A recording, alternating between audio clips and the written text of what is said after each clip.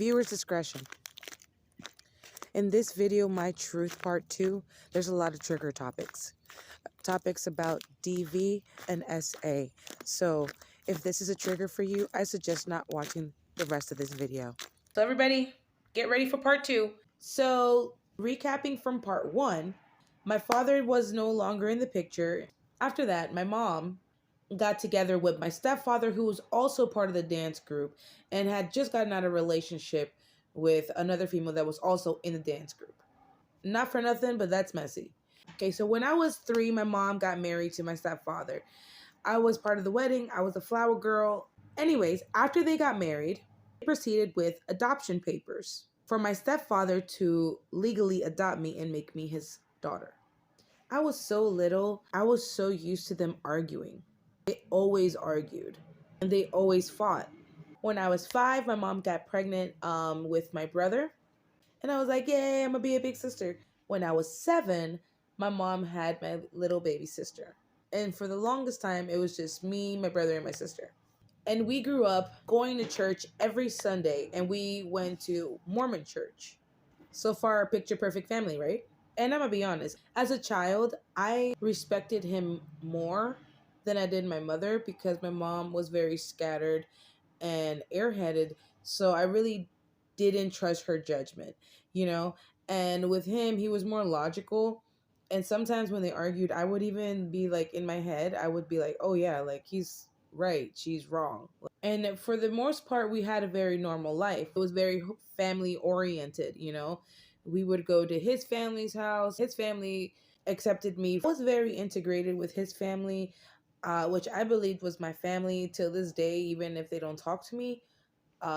That's still my family. And I was very, very, of course, integrated with my mother's family. They were always there. We were very close knit. We would do family outings together, family birthdays, holidays, everything together.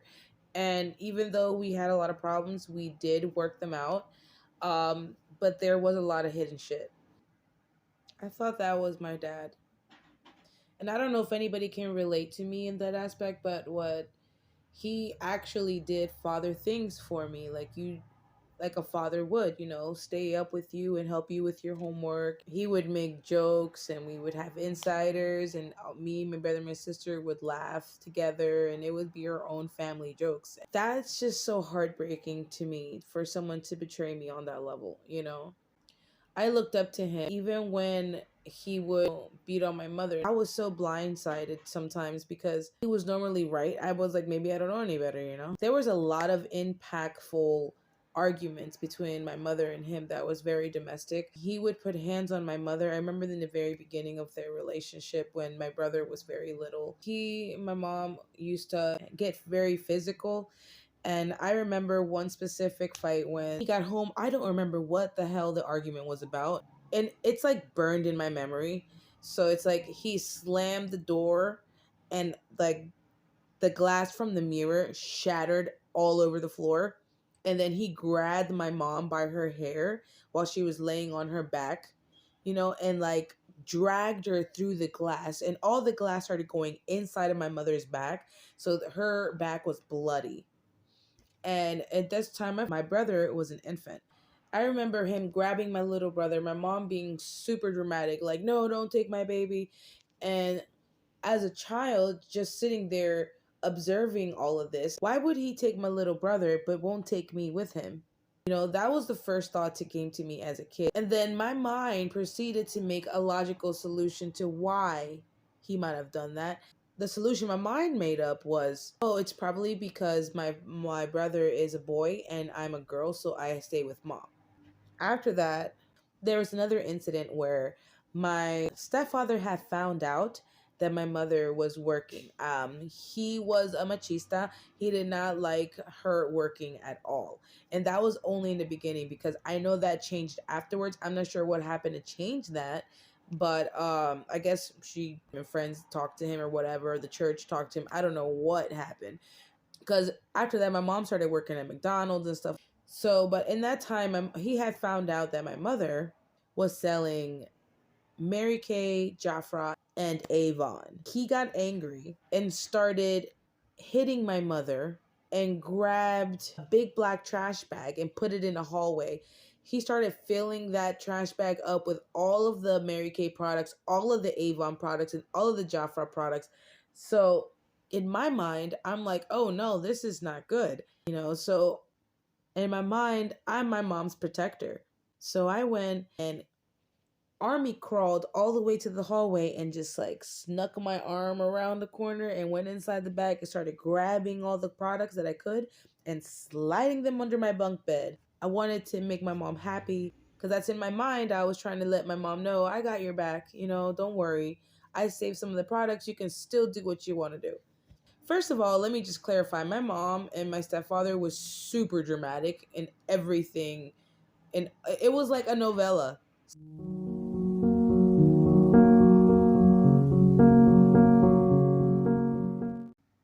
Okay. I had an episode, a PTSD episode, and I'm going to just start off where I left off. So we had a trip when I was 9 years old to go to Peru, where I met all of his family and met all of my mother's family. Now, at this point in time, I still believe that he was my biological father. When we came back from Peru, a couple months went by, and my grandfather's mother, my great grandmother, had passed away. My mother was devastated. So she got a ticket to go to Peru to attend her funeral, leaving me and my siblings in my stepfather's care. My grandmother, which was my mom's mom, was staying with us to help my stepfather with us when he had to go to work. He told my siblings to go in the living room one day after I got home from school, and he put on a Barney movie for them to watch. He told me to come into the room, that he wanted to talk to me because the school had called him and that I was in big trouble. I'm so sorry. I'm trying not to go into PTSD. And he raped me. He raped me. And my grandma had walked into the house and heard me crying, but walked back out. She asked my siblings why I was crying, and one of them told her that it was because I was being punished because I didn't do my homework right. I thought it was my biological father that was actually raping me.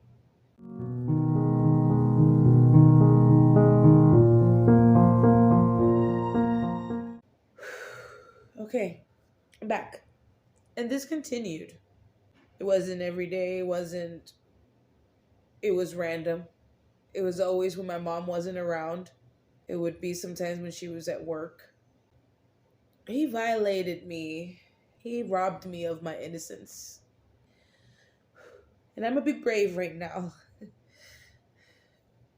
Because if you're watching this, you never broke me. I want you to know that. I want you to know that I trusted you. I trusted you to protect me as your daughter. And you betrayed me. You betrayed the trust. You were the only father figure in my life. And that's what I got from you. I was 9 years old. I was 9 years old. Why would you rob me of my innocence? I didn't deserve that. At the same time, I forgive you because I'm no one to condemn you. The only one that has that power over you is God. And stop hiding behind churches because the truth always comes out. And this is my truth. It has nothing to do with you. This continued till I was 11. I would use things that I had already seen him do to my mother, like drag her, like I said, across the glass, or like hitting her, choking her, whatever, pulling her hair and all that, as a threat to me. And he would say, "You're not going to tell your mom about this, because if you do, I'm going to hurt her. And you've already seen what I can do to her. Do you want that to happen to her again?" So I considered myself at 9 years old a sacrifice to save my mother. That's really messed up, to make a child, manipulate a child in such a way to make me believe that I had to sacrifice myself for my mother to be okay. My mother never knew until I was 13. No one in the Mormon church knew. And again, I still thought he was my biological father. After the rape started, he started to try to push my mom's family away. They didn't like the way he talked to me or the way he treated me or when he smacked me in my face. So my mom's family would be very confrontational in defending me. So he didn't like that. So he would get on my mom about it, and my mom would automatically take his side about it and go against her family. So there was a time where it was the first Christmas I remember that me and my cousins